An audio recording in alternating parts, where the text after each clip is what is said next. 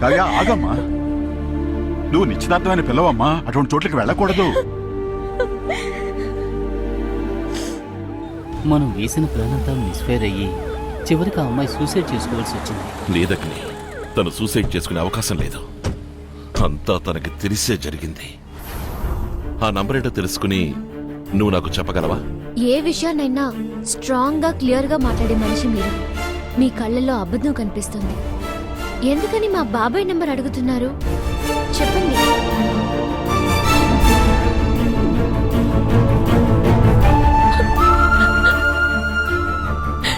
మేము జీవించే ఈ ఆడంబరమైన జీవితం ఎదుటి వాళ్ళ పాపపు డబ్బుతోని తలుచుకుంటుంటే సిగ్గుగా ఉంది సార్.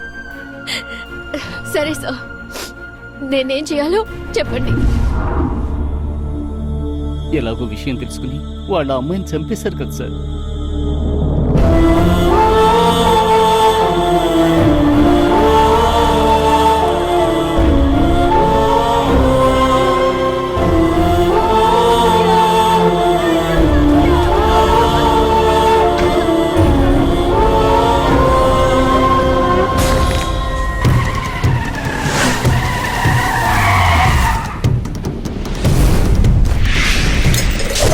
ఏంటి చావింటికి వెళ్ళి వస్తున్నావా?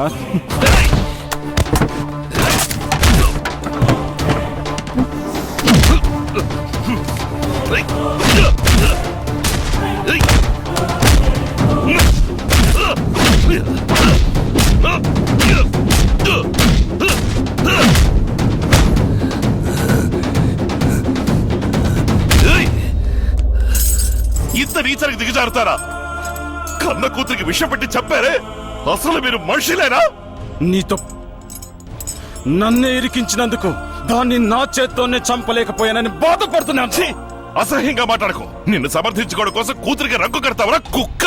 రాయసింహం, ఇండియా మొత్తం ఎందరో రాజకీయ నాయకులు నా కోసం పనిచేస్తున్నారా? నీ ఆపరేషన్ డి నా ఎడంకాలు ఎంట్రు కూడా పీకలేదురా. ఆపరేషన్ డి ఫర్ డిఎస్పి సింహం అని నాకు తెలుసురా. డి అంటే డిఎస్పి సింహం కాదురా, డానీ. ఆపరేషన్ డానీ ఈ రోజే బయలుదేరతారా.